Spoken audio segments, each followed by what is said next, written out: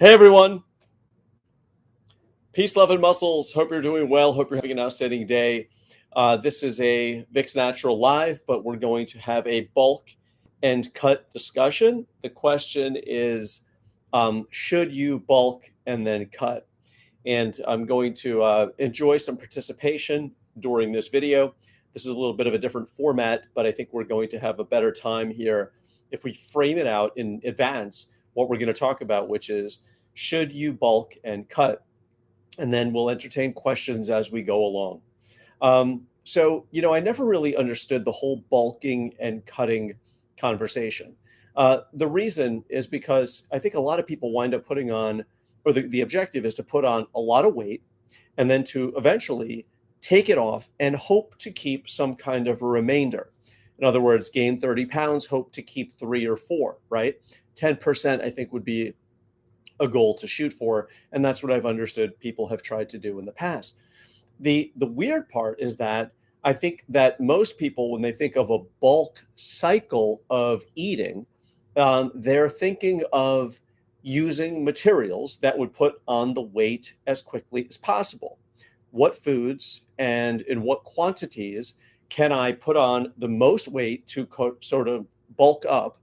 And then hopefully when I'm bulkier, I will have a stronger base, I will have a greater energy source, and I'll be able to lift heavier weights that will in turn create larger muscles. Then the objective is to cut off the excess and hopefully keep the remainder of the cut muscles.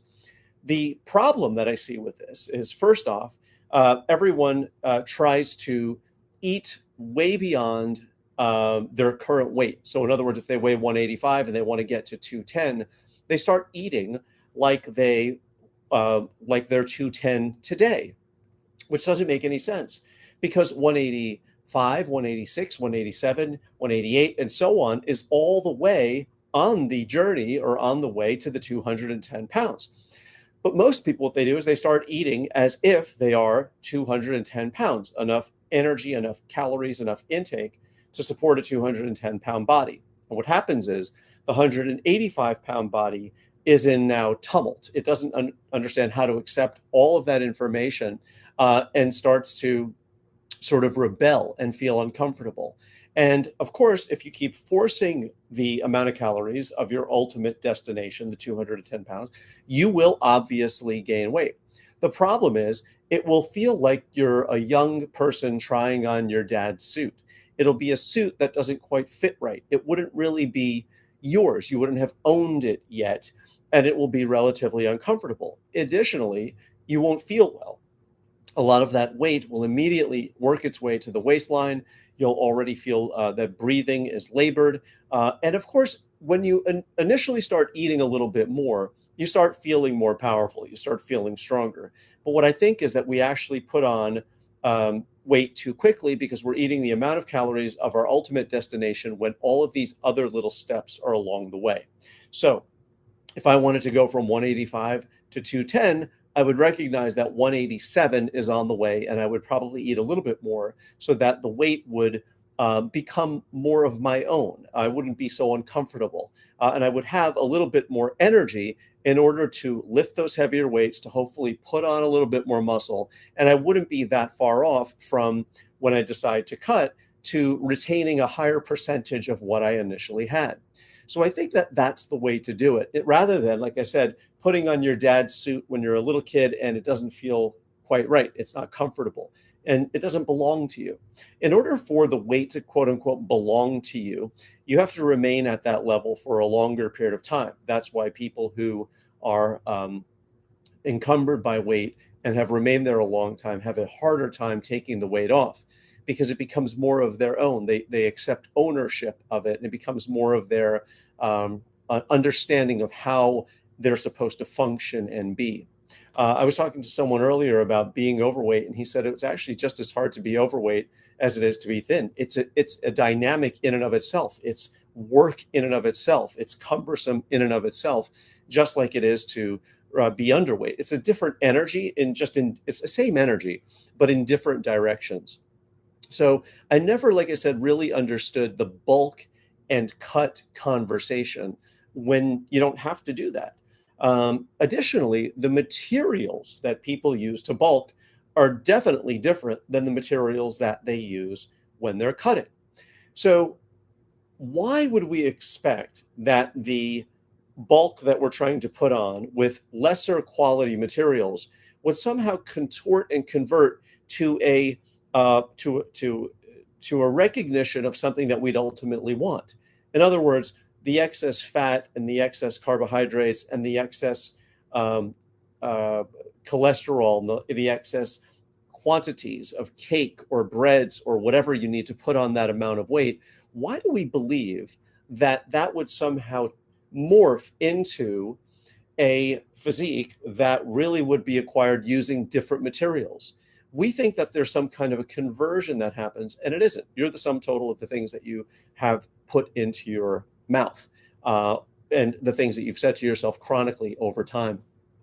So when it comes to people asking me about the bulk and cut discussion, I think more about nutrition rather than the materials that you're going to use or the quantities of materials. I think about the quality of the materials and that you're going to have enough calories to ultimately feel stronger, to have more energy, to push those heavier weights, to ultimately build bigger muscles. But when you ultimately go to cut, it will be of the same substance, it will be of the same ilk, it will be of the same integrity of what you would use to cut down. See, that's what happens. A lot of people use these different materials to get bulky. And then they say, oh no, I'd better start eating chicken and rice and veggies. And then that will bring me, as I cut down, it will bring what I wanted out more. But wouldn't it make sense to quote unquote bulk in the same way with those same high quality materials so that we will always be knowing what we're working with, that the integrity will be there, that the nutrition will be there, that the nutritionally dense foods would be there to fortify the body? I think a lot of people think about bodybuilding as an outside in phenomenon when it's really an inside out phenomenon. And I think that that's the most important thing. I think that you have to think about the nutrition pushing the muscles outward, that everything that exists that you want to see is already inside of you. It's just a matter of crafting it from the inside and letting it express itself out. I always say that the Vitruvian exists in you and in me. And I think that the Vitruvian, or when you look at an anatomy chart, that's closer to our natural state than what we've brought ourselves to. I mean, that's who we all are, not just me, not just the bodybuilder down the hall, or not just an Olympic athlete, but all of us have that inside of us. And it's a matter of letting it express itself out. As cliche as it sounds, Michelangelo suggested that the David was inside the rock the entire time. And so that's he just allowed him to come out and express himself. That's very similar to what true bodybuilding is about. It's about you already have this magnificence inside of you, and you're just allowing it to express itself. And we're all the same. So I think that's the common denominator is that we all are the same. There's only one book that treats all of us, and that's the book that is applicable to you and applicable to me. Are we going to nourish ourselves and have enough energy to craft our physiques from the inside out to allow them to express themselves? And I think that's the healthiest way to approach this, rather than just a bulk using weird materials in excess quantities, hoping that they will somehow convert and look as if we had been eating chicken and rice and broccoli and collard greens and sprouts and all that the entire time. There's no mystical conversion like that, just so you know. So my objective would be to have the high quality nutrition in higher quantities all along the way so that we raise up slowly and we always know what we're working with. We're never super uncomfortable. We always are moving toward our goal daily. We always know what we're working with, not like this tarp over us and then we have this giant reveal. It's revealed every day in the way we feel and the way we express ourselves and how we look when we look in the mirror. And you will feel better in that way, I promise you. So that's my bulk and cut conversation for today. It's time to look at some questions over here. Vic, have you ever used Olympic rings? I have not. I think it's not about the bulk, but the change that you see being with more fat and then cut. When we see a big visual change, we think that things are changing more than doing little changes. I think you're right. I think that the mind really does play a huge role in bodybuilding fitness, and the mind can help us as well as hinder us and hurt us. Ahmed loves the videos, motivated me to get back on track and been on a calorie deficit this week. How long until I cheat meal or cheat day? Well, Ahmed, I can tell you that that's not on track. Unfortunately, you're on the wrong track. So I never understood the concept of a calorie deficit because that doesn't make sense. And it really doesn't, guys. A deficit means that you're having less than you need. And what in this world works with less than it needs? Does your automobile work with less than it needs? I don't understand how we think that the body works less than it needs. And how long can it be since you have a cheat meal? A cheat meal is not a nutritional conversation. A cheat meal is a psychological conversation. So how long? A cheat meal, if you're at a calorie deficit, what you consider to be a cheat meal might actually be high quality nutrition. A person who is at a deficit and then has a cheat meal, which is more calories, that brings them back up to what they're supposed to have, is not cheating at all. It's actually looking out for your health. So what you're mixing, Ahmed, is the difference between nutrition, uh, psychology, and treating oneself. Personally, I don't think of the body that way. I don't think of nutrition that way. And instead of being on track, I actually think that you're off track, unfortunately. My job is to actually tell you the truth. And a deficit is not going to work for you. And a cheat meal is not going to work for you if that's how you think. That's more along the lines of a disorder. Most people think about disorders as specific diagnoses. I think of a disorder as disorderly eating, starving oneself at a deficit and then having a cheat meal or having excess quantities or excess a quality that you wouldn't have, in my opinion, is disorderly eating. Not too different than when you watch some of those videos and they say, quote unquote, epic cheat meal. I think those are extremely irresponsible. And you've basically starving yourself and then poisoning yourself, right? That's how we think of it. Let me starve myself as long as possible and then poison myself instantly. So the body is sacred and it really shouldn't be treated like that. It's not a trick or a toy. That's why I get a little bit upset when people start telling me about these dieting schemes to try to trick the body. The body can't be tricked. It's the hallmark of truth. Peace, love, and muscles. Thanks, guys. Full body workouts versus splits, most beneficial for natural athletes, in your opinion? So neither is going to be the difference maker, and it doesn't really matter. I can tell you that if I did a split routine or a full body routine, in your opinion, Anas, do you actually think that it would make a difference? If I did 8 reps or 10 reps, do you think it would make a difference? It's not about the routine. It's never been about the routine. It's how. It's how you're doing it. It's not what so much, right? Everything works and nothing works at the same time. A person who doesn't know what they're doing is overtraining by virtue of just being in the gym. A person who a person can mess up a split routine or they can mess up a full body routine. They can be disconnected from both, or you can be connected to a routine that actually works, meaning that it's something that works for you rather than defining it as full body or splits. So it's really about how you train, not what so much in the rep range or the scheme. It's never going to be the difference maker. That's my opinion. Peace, love, and muscles. Guys, I actually have a free this is a free webinar that you're all entitled to. It will share with you very similar information to what NS had just asked about, that it's not going to be the difference maker. Most people think that that's going to matter. So it's not about that. Bodybuilding, true bodybuilding is not about full body or splits. It's not going to be the difference maker. It's not going to be the protein powder that you take is not the difference maker. There are other things that are more essential to making the difference. And I think that you'll find that in that free muscle building webinar. I think you should check that out.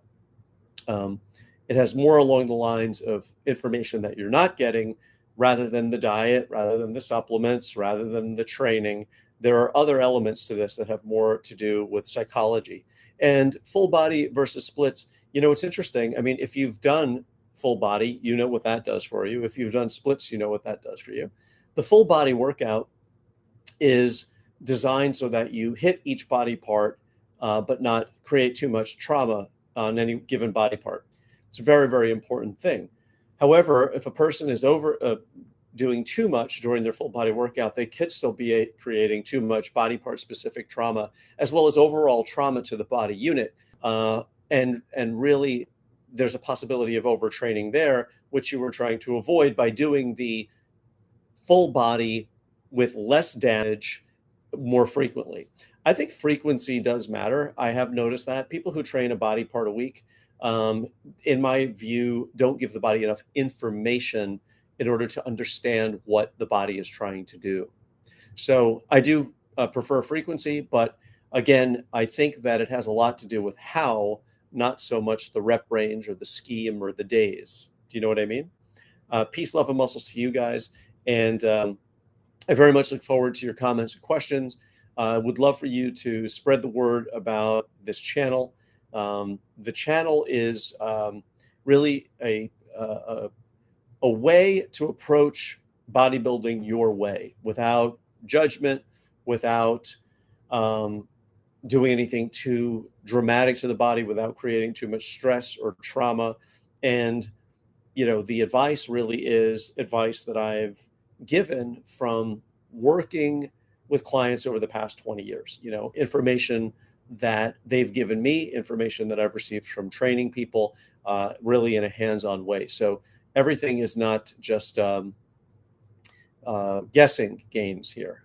These are things that have happened for my clients. The clients that have transformed dramatically have been the clients have been on track emotionally and mentally toward a specific objective. It's not really been the routine as much. And that's why I didn't want to dismiss NS's comment, but it's never the routine that is the difference maker. It's how. Peace, love, and muscles to you guys. I really appreciate you guys being here. I'll stay on here for a little bit because I wanted to really address that bulk and cut conversation. And then always very interesting and inspiring to speak with people in the community. I really do appreciate it very much. So let's see. AJ, without all the BS involved in the industry, can you build muscle well on a cut with proper training and a diet with a 300 deficit? So again, AJ, we're talking about, let's think of the word deficit and let's think about what that really means to us. And when you have a deficit, it's very challenging to do anything. I mean, when you think about what your body is clamoring to do, what it's trying to mobilize to do, even with a deficit and you don't have the hobby of working out. In other words, forget about working out.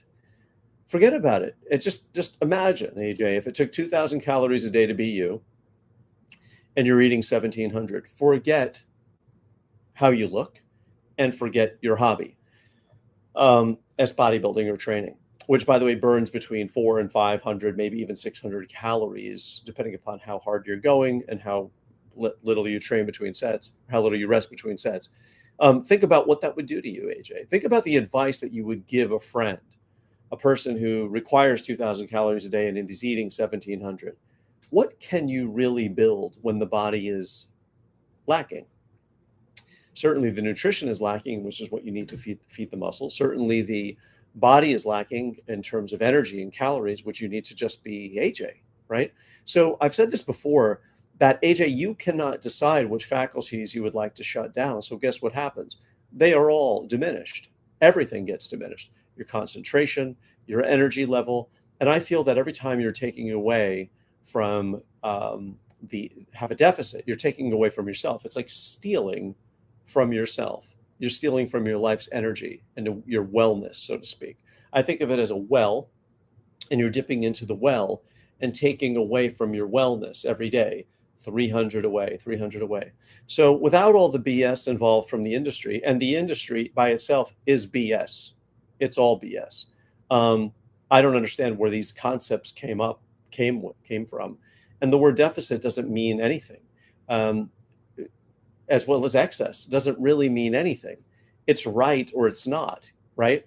So you either need enough to be you or you don't have enough to be you. So we need to focus on you, not numbers, not trying to build muscle and be cut. So the answer is no. Can one's body change because you're still going to probably survive? Yes. Can you have an overall net benefit? The answer would be no, in my opinion. Could you change? Yes. Could you look different? Yes. Could you perceive that you're looking bigger and more cut on a deficit? You can perceive that, but there would be a net negative to the entire unit, which is unsustainable. There will be a point where it has to stop. So do I have any advice for people struggling to bulk due to having low appetite? So we think that having a low appetite is a problem. We'd have to decide, forget about bulking and cutting. We'd have to decide if the appetite itself is an issue. Right? I mean, if you think about that, if you have a low appetite, maybe that is even a signal, could potentially even be a signal from the body that you do not or shouldn't bulk. Let me tell you guys an interesting story, and it happened the other night. So there's a tea called Tension Tamer, and it's from Celestial Seasonings, and I just wanted a different tea. So out of the myriad of choices, I was in the supermarket and I reached out and I grabbed the tea. It turns out that the tea that I chose has B12 and B6. Yeah, B12 and B6. My doctor told me last that I was deficient in B12. That was very recently. And oddly enough, I reached out of all the teas and gravitated toward this. I believe in that. I believe that there's an energetic pull to things. And, it's interesting. If you have a lack of appetite, that could be a hint of something else. You have to go see your doctor in general, and you should probably mention that. But it is also a signal that you may be satisfied, right, to some degree. So bulking onto a body that is already satisfied or gorging, doesn't that seem like counter to our good health and our good sense? I appreciate the question. This is probably the best interaction that we've had, guys, ever. Thank you very much for this, by the way. This is a link to a free muscle building webinar that I put together. I really think it's very valuable. It's totally free. It's 22 minutes long, so you can watch it at your leisure, but I encourage you to do that. Let's see. I found that being naturally skinnier, the more energy I use in the gym, the hungrier I become. That helped me increase my appetite. So the more energy that you use, naturally, the hungrier you should be, right? That makes sense, right? You're expending more energy and you should be hungry. I think sometimes when I come home from the gym, I'm not immediately famished. It takes a while for my body to kind of calm down. And that's why it's really important to know how many calories you need to be you, to be AJ, to be Joe King, to be Psycho Death and J Rick. You have to know that, because we need to know that, because there are times where we're not eating enough to be us. And then at the same time, asking our bodies to do all of these internal gymnastics for us to accomplish our objectives when we're really starving, we're malnourished. We could be overweight and undernourished. And that's a typical problem here in the United States. I think it potentially could be a typical problem all over the world at the moment. But nutrition really is the key. So for those of us who have a challenge eating and don't really have an appetite, we do have to eat on a schedule, right? We have to remind ourselves to eat. I think that that's very valuable. And I would really find out what I need. I think the most important thing is to find out what you need in terms of calories for your age, your height, your weight, and your activity level, and then to have at least that. I do not believe in calorie deficits. I believe the body will gravitate toward a natural weight, a healthier weight, if you're not at a deficit. I really appreciate your question. I think it's really excellent. Thank you very much. Joe King, thank you very much. Peace, love, and muscles. Saludos desde Mexico. Greetings from Mexico. Peace, love, and muscles from New York City, my man. Let's see. So what are your thoughts on the results of splitting a day's routine into 2 sessions? Great question. For instance, if you have an hour session, but 20 minutes in the morning and then 40 minutes in the evening. So a couple of weeks ago, I had to do that. I ran out of gas. And why did I run out of gas and have to come back later? Well, I exhausted myself. That was, for me, an indicator that I was really pushing too hard. I mean, too intensely during every set, that I needed to actually take a break, come home, eat, and then go back later that evening. So here's what I thought. I thought that it was doing my body good by actually breaking it up, because had I continued, I was really dipping deep into the well too much of energy, which was definitely unhealthy. Um, but the second thing is, should I even go back? That's the question. Should I even go back? If I'm running it that low, that I was that stressed and that out of energy and that undernourished, that I needed to replenish in order to go back, the question is, should I even go back at all? And to my knowledge, the answer is no. You see, once you're in the gym, there's a certain vibration that you pick up, right? Your energy level is different. Your heart beats faster. Think about the difference between how your heart beats in a church or a temple or a mosque versus how it beats in a gym. There's this energy, or a nightclub, right? There's this energy that is automatically exchanged. And I'm not into doing that 2 times a day. I think if I were a professional athlete and I had all day to do stuff, I would probably do that. I would probably have to. But I think for somebody who just is, a regular citizen, not really, because it takes energy from me. And every time I'm in there, I really do concentrate. So there's a high level of concentration. There's a lot of energy expenditure. Now, for you, if it's something that you enjoy doing and you were going to walk 20 minutes anyway, I think that that's fine. So 20 minutes of walking, if that's what you're doing in the gym, or a little cardio, and 40 minutes in the evening actually might do the body good. It's not a lot of time, right? It's not hours and hours. If you were doing full sessions 2 times a day, that would be something. But 20 minutes, if you think about it, even if you're doing sets, I can hardly get anything done in 20 minutes these days. I started to rest a little bit more between the sets just the other day to start experimenting, and 20 minutes goes by like that. So I wouldn't think that that is a tremendous problem to split that up, especially if it's something that you need to do. For me personally, I think it's not right, because I'm expending the energy just being there. And then the to and fro, right? Getting there, coming back, getting there, coming back. That adds another sort of hour onto everything. Something that I don't want to do. But I think you're on the right track. I think an hour, especially if you need that hour to break up, is fine. Peace, love, and muscles to that. Let's see. 6'2", 260-ish, can do push-ups, pull-ups. Doctor said I'm fat. I don't feel fat, and I have well-defined arms, but of course some stomach fat, but not protruding stomach. And I guess you're asking for any tips. So what's interesting is this. You have to listen to your physician. That information that you have to take is powerful information. Most physicians don't use the word fat, at least none that I really know. They potentially talk about, maybe you should potentially do something to lose weight. Maybe you should consider losing weight. They start to talk to you about your blood pressure, right? I think that's an indicator as well. And also, a lot of doctors, go by typical charts. You may be the size of an NFL linebacker, and your physician, you're much bigger probably than your physician's average patient. But here's the thing, guys. I listen to my doctors. We tend to think that we know better for whatever reason.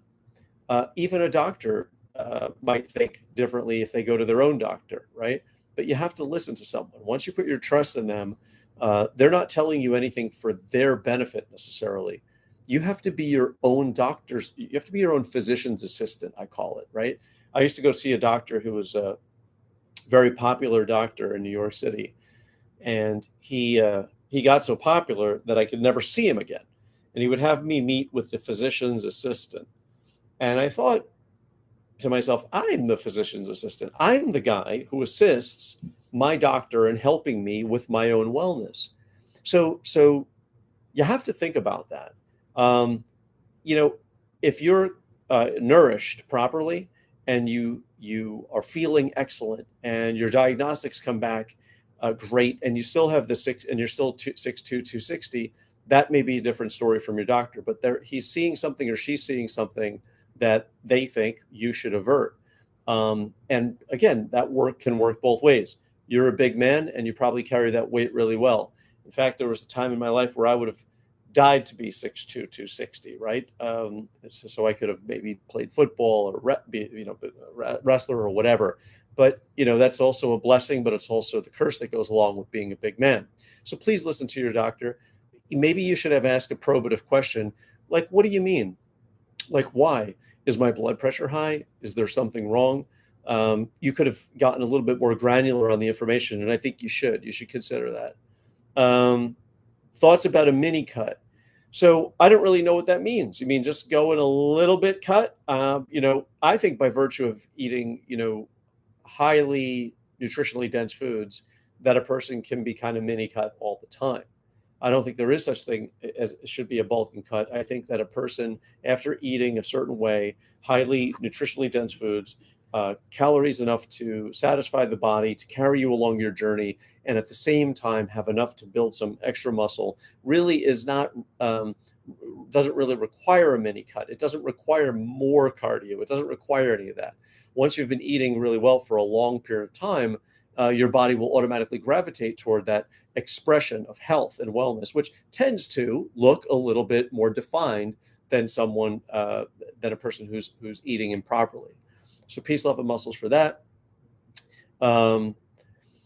That's a cut with a high deficit, about 800 to 1,000 kilocalories.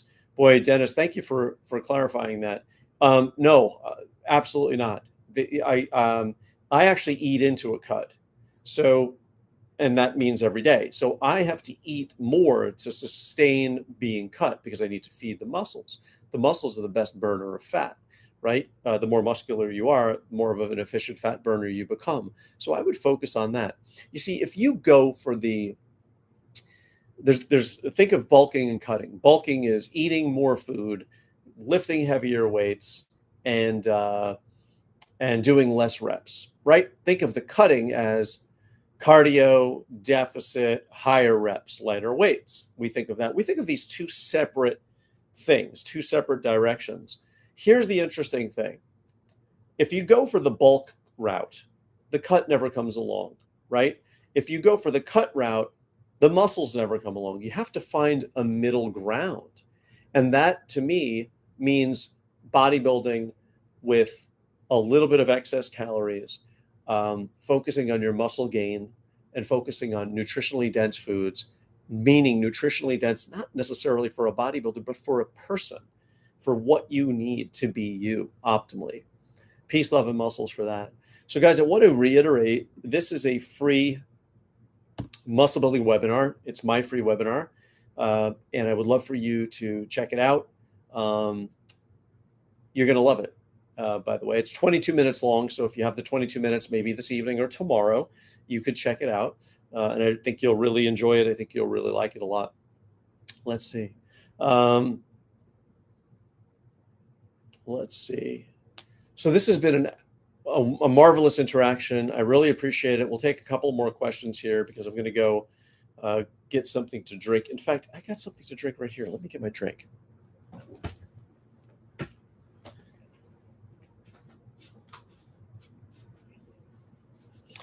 So this is my Dunkin' Donuts cup from earlier. I can assure you that it's filled with water.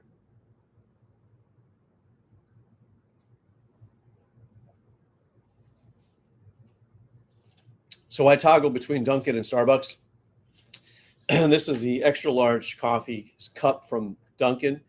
I have one of these in the morning, or I have two, I would say about 2 8 ounces of Starbucks cups per day.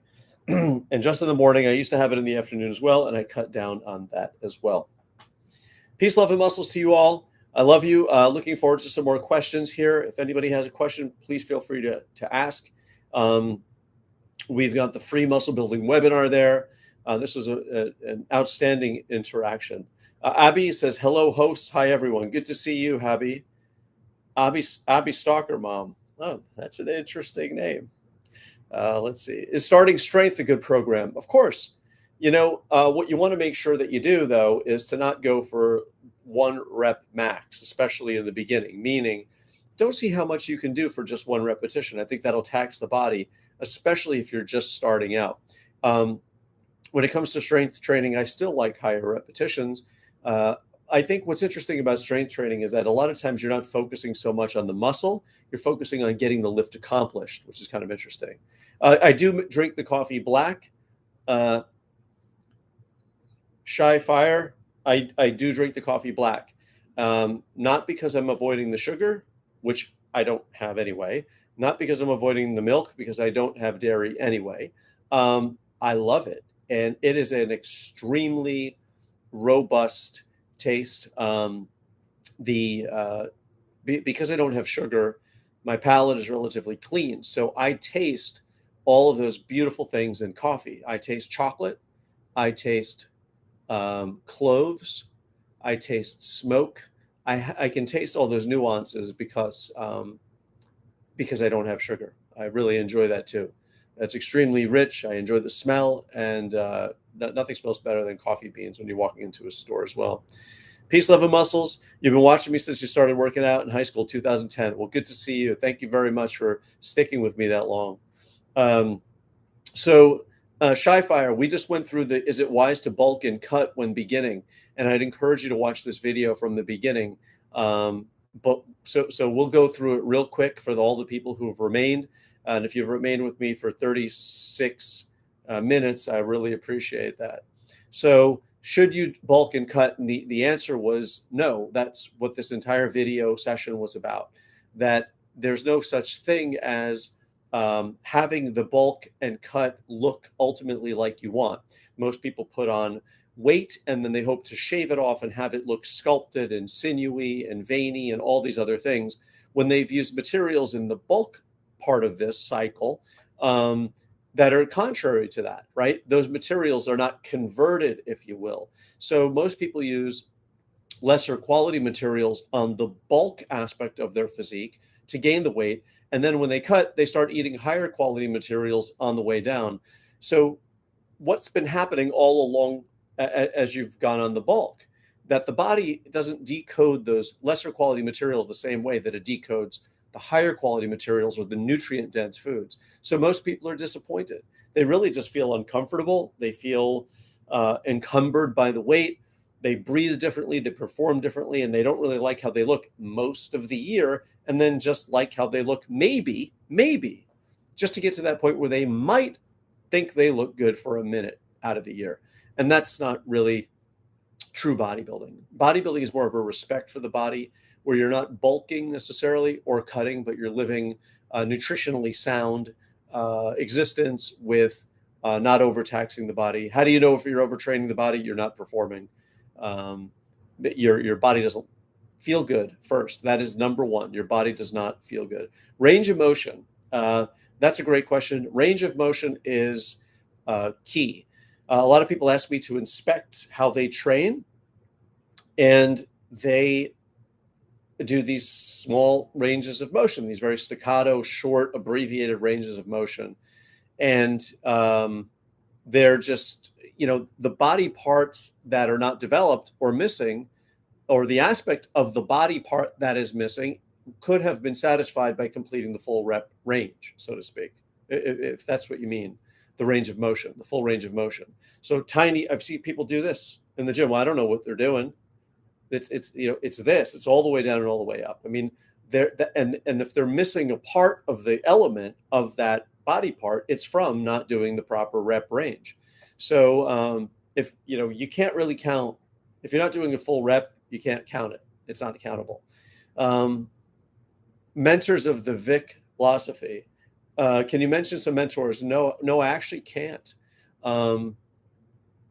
There's certainly none in the bodybuilding world.